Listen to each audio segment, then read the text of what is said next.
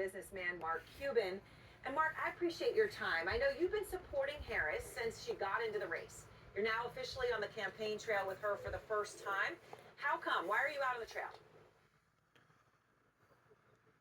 I love what she's doing for small business, and obviously I think this election is critically important. And if we want businesses to succeed, particularly entrepreneurs and small business, Kamala Harris is the only choice. So I know you're focusing on small business. So let me ask you what I know you hear from many when you say you support Harris. You've said you support her. You just said now small business, but also because you don't think she's an ideologue.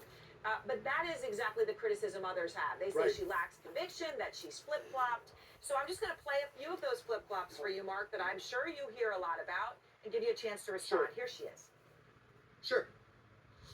There's no question I'm in favor of banning fracking. As vice president, I did not ban fracking. As president, I will not ban fracking. I am in favor of saying that we're not going to treat people who are undocumented across the border as criminals. That's correct. I do not believe in decriminalizing border crossings, and I've not done that as vice president. I will not do that as president. I took on big oil companies and won. We have had the largest increase in domestic oil production in history because of an approach that recognizes that we cannot over-rely on foreign oil. Mark, how do voters know that if they vote for Harris, she's going to do in office what she's saying she'll do now? Oh, that's easy. I mean, the one thing about Kamala, she's open-minded. She's very clear in saying she wants to take feedback from anybody. I'm not a Democrat. I'm an independent. And she says she's going to have a Republican in her cabinet. So when she talks about how she's evolved on the issues, that's not a bad thing. That's a good thing. That means she's listening, as opposed to her opponent who listens to no one about anything. I mean, yes, he's had the same positions, but he hasn't involved in them at all. You know, Kamala talks about using AI to improve permitting, to reduce friction in government, to cut costs in government. AI wasn't effective, didn't really exist 5 years ago when she was running. Just things evolve. And you need somebody who's open-minded, who recognizes that, and who will take input from anybody. So when it comes to criminalizing and not criminalizing crossing the border, I mean, that is just so stark, but you view that as an evolution. Yeah, I mean, look, here's my opinion. I'm not speaking for the campaign with this. Yeah. I thought their hearts were too big when Joe came into office, that they didn't know how many people would cross the border, and it got away from them.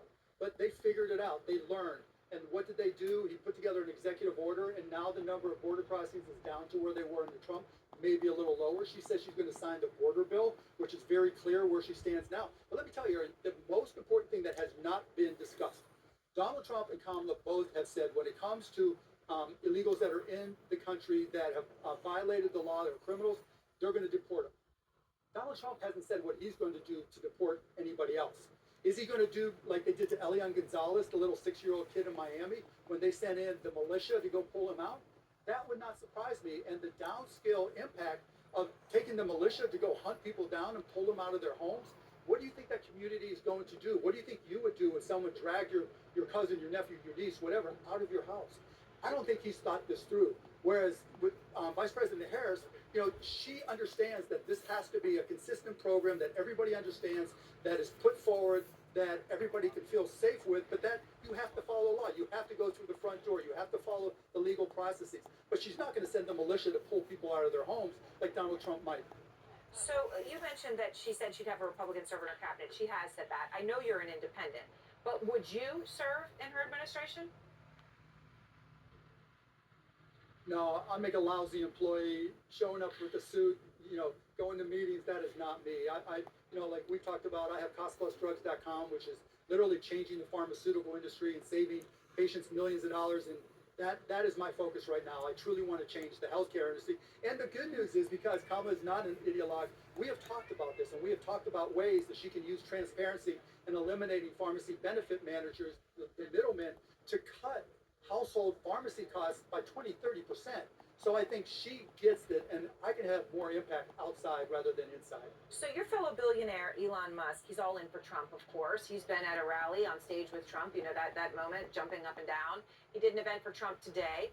But obviously you and he have been feuding on social media, and he tweeted a video of you and Rachel Maddow last night. He commented, quote, "They remind me of a lesbian couple from Portland," to which you responded, "You can't stop thinking about me, Elon Musk, can you?" It's okay, I understand. If I supported a candidate that was so incompetent, I had to take over and fund their ground game, I'd be looking for a distraction too. Mark, were you surprised by his post? Oh no, no. I mean, Elon has posted about me. I don't even know how many times. He's called me a racist, a turd, and imbecile. I don't know all the different names he's called me, which gave me the standing to say, okay, you think about me all the time. That's Elon. Look, Elon is probably the greatest entrepreneur of our generation and maybe the last 100 years. But that doesn't take away from the fact that he is a troll. He is a world-class troll. And the best way to deal with trolls is to troll them right back. And what I said, I meant, right? For Donald Trump to pretend that he's a CEO and knows how to run an organization and then to just leave his organization hanging so that Elon Musk not only has to take over his ground game, but fund it. I mean, that's just insane. I mean, literally, if he is the CEO he pretends to be, Donald Trump should say, no, I don't want you involved. Yeah, I'll take your money to help it, but why do I need you? Because I know how to make this work.